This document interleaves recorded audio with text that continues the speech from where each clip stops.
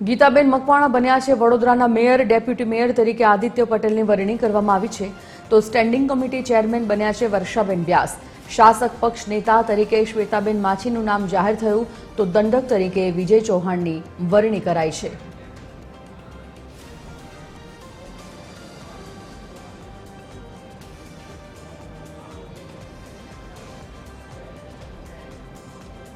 Best करवाना प्रयत्न करीश।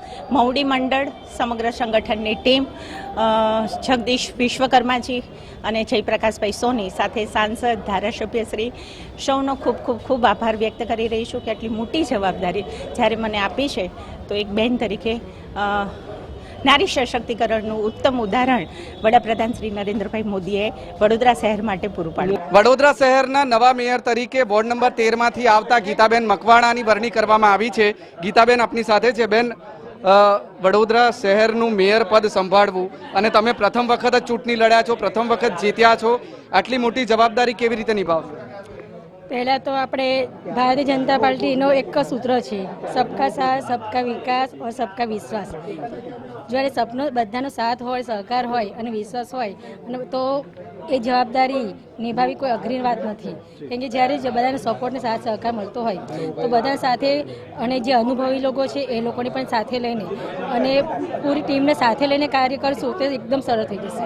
જે ખુરશી પર તમે અત્યારે બેસ્યા છો, ગ્રહણ કર્યું છે પદ, એ ખુરશી બહુ ચેલેન્જિંગ છે, ખૂબ પડકાર છે, કારણ કે શહેરમાં અત્યારે જ્યાં જુઓ ત્યાં ખાડા છે, સામે ચોમાસું છે, કેવી રીતે હેન્ડલ કરશો? મેયર તરીકે કેવી રીતે ચલાવશો?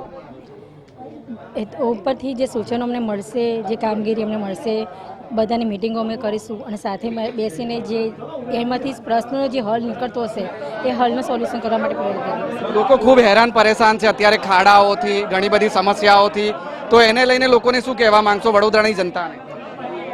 વડોદરાની જનતાને હું કહેવા માંગીશ કે જે અત્યારે કામગીરી ચાલી રહી છે તો હવે એને કામગીરીનો થોડો વિકાસનો વેગ મળશે જ, અને જે રીતે કામગીરીને અમે લઈ રહ્યા છે અત્યારે જે વોર્ડ વાઇઝ પ્રમાણે, હવે એને થોડું, કેમ કે હજુ લોકોને સત્તા માટે રાહ જોઈ રહ્યા હતા 1 મહિનાથી, તો હવે જે અમને મળી જ ગઈ છે સત્તા, તો એ જે જવાબદારી, જે સત્તા એટલે બહુ મોટી જવાબદારી છે અને જવાબદારીને અમે પૂરી રીતે જનહિત માટે જ ઉપયોગ કરીશું। નાગરિકો પાસેથી કેવા પ્રકારની સહકારની અપેક્ષા રાખો?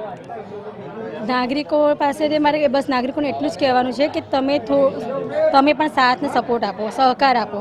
કોઈ પણ દરેક વ્યક્તિને એવું હોય છે કે અમે આ કામ કરીએ, પણ જ્યારે નાગરિક કંઈ બી જે કોમેન્ટ કરે છે લોકોનું મન એ થઈ જાય છે કે, તો મારું ફક્ત એટલું જ નાગરિકોને કહેવું છે કે લોકોને તમે સાથ સહકાર આપો, એમનું હિંમત ના તોડશો, એમને હિંમત આપો કામ આગળ વધવાની। વડોદરાના નવા મેયર છે ગીતાબેન મકવાણા, તેમનું કહેવું છે કે તેમની માટે આ નવીન જવાબદારી છે, એટલે વડોદરાના નાગરિકોને પણ તેઓ અપીલ કરી રહ્યા છે કે તેઓ સહકાર આપે, કારણ કે નવી જવાબદારી છે, શહેરમાં ઘણા બધા પ્રશ્નો છે, એવામાં નવા મેયર માટે આ પ્રશ્નો કેટલા ચેલેન્જિંગ રહે છે અને કેવી રીતે તેઓ 2.5 વર્ષનો વહીવટ ચલાવે છે આગામી સમયમાં જ ખબર પડશે।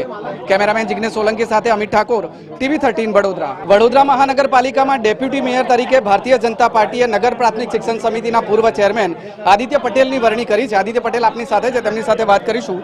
આદિત્યભાઈ, શિક્ષણ સમિતિના ચેરમેન તરીકેનો અનુભવ, ડેપ્યુટી મેયરમાં કેટલો કામ લાગશે?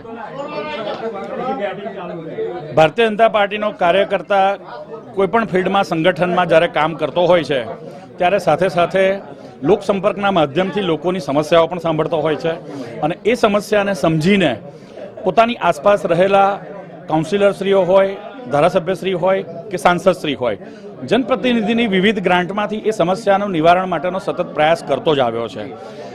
એટલે શિક્ષણ સમિતિના ચેરમેનની વાત હોય એટલે શિક્ષણ ક્ષેત્રનો અનુભવ હોય, પરંતુ આજે વડોદરા મહાનગરપાલિકાના ડેપ્યુટી મેયર તરીકેની વરણી થઈ છે ત્યારે કાર્યક્ષેત્ર મોટું છે, પરંતુ એક સકારાત્મક એપ્રોચ, સકારાત્મક સોચ એ ચોક્કસ અમને મદદરૂપ થવાની છે અને કોઈપણ સમસ્યાને પણ અથવા કોઈપણ વિષયને જે બારીકાઈથી નિરીક્ષણ કરીને એનો તલસ્પર્શી અભ્યાસ કરીને એના નિવારણ માટે જે પણ કંઈ કામ કરવાની અમારી આદત છે, એ જ આદત શિક્ષણ સમિતિના ચેરમેન તરીકે મદદરૂપ થઈ હતી અને હવે ફરીથી વડોદરા મહાનગરપાલિકામાં પણ એ મદદરૂપ થવાની છે। અહીંથી બાજુની જે કેબિન છે સ્ટેન્ડિંગ કમિટી ચેરમેન, એમાં તમારે બેસવાનું હતું એવી વાત ચાલતી હતી, અહીંયા બેસવું પડ્યું છે, સંતુષ્ટ છો એનાથી? કાર્યકર્તા ક્યારેય ભારતીય જનતા પાર્ટીમાં જવાબદારી નક્કી કરતો હોતો નથી। ફક્ત ને ફક્ત પાર્ટી જ યોગ્ય નિર્ણય અલગ અલગ પાસાઓને ધ્યાને રાખીને નિર્ણય લેતી હોય છે, પરંતુ આજે લોકશાહીમાં જ્યારે મીડિયા પણ એક મહત્વનો ચોથો આધારસ્તંભ છે, ત્યારે મીડિયાના મિત્રો હોય અથવા આસપાસના લોકોની લાગણી હોય એમણે ચોક્કસ વ્યક્ત કરી હોય, પરંતુ હું મીડિયાના મિત્રોનો આભાર માનું છું કે આપે જે મારી માટેનું પરસેપ્શન બનાવ્યું હતું એ પરસેપ્શન 10 ડિગ્રી આગુ પાછું પણ મને કોર્પોરેશનના મુખ્ય પદ પર રાખ્યો છે, એ બદલ આપ સર્વનો આભાર વ્યક્ત કરું. આદિત્ય પટેલ છે વડોદરાના નવા ડેપ્યુટી મેયર. તેમનું કહેવું છે કે શહેરમાં ઘણી બધી સમસ્યાઓ છે, બિન અનુભવી ટીમ છે, પરંતુ તેઓ સૌને સાથે લઈને ચાલશે અને તેઓ જે સમસ્યાઓ ઉકેલવા માટે પ્રયત્ન કરશે એ વાતોથી નહીં પરંતુ પોતાના કામથી કરશે. કેમેરામેન જિગ્નેશ સોલંકી સાથે અમિત ઠાકોર, TV13 વડોદરા.